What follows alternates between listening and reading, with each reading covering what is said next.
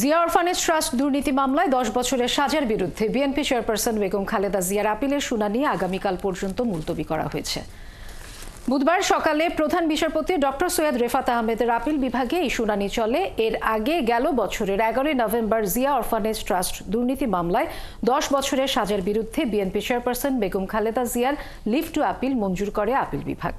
একই সঙ্গে তাকে দেয়া সাজা স্থগিত করে আদালত। পাশাপাশি আপিলের সারসংক্ষেপ 2 সপ্তাহের মধ্যে দাখিল করতে নির্দেশ দেওয়া হয়।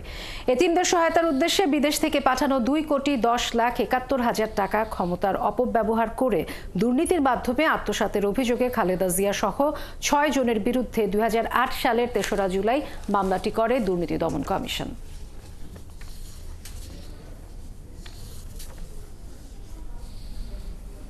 যে প্রধানমন্ত্রী রিলিফ ফান্ডের কথা বলা হয়েছে, সেই রিলিফ ফান্ডের সঙ্গে কোনো রকম সংস্রব বেগম খালেদা জিয়ার ছিল না। আমরা আরও দেখেছি পরবর্তীতে এই মামলায় যে সমস্ত ট্রাস্ট হয়েছে, যে ট্রাস্টের মাধ্যমে গেছে, সেখান থেকেও ব্যাংকিং চ্যানেলের মাধ্যমে সেই ট্রাস্ট পরিচালিত হয়েছে। আমরা এও বলেছি যে টাকাটির কথা বলা হয়েছে সেই টাকাটি কমপক্ষে 2 বছর পর্যন্ত সেখানে প্রধানমন্ত্রীর তহবিলে সেখানে উপস্থিত, ফান্ডে সেখানে উপস্থিত ছিল।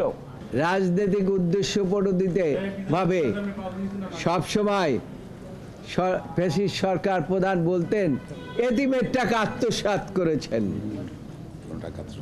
অথচ আপনারা শেষ আর্গুমেন্ট আপনারা শুনেছেন।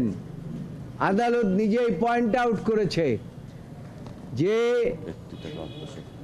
টাকার কথা বলা হয়েছে এবং যে অ্যাকাউন্টের কথা বলা হয়েছে সেখানে বেগম খালেদা জিয়ার কোনো স্বাক্ষরই নাই।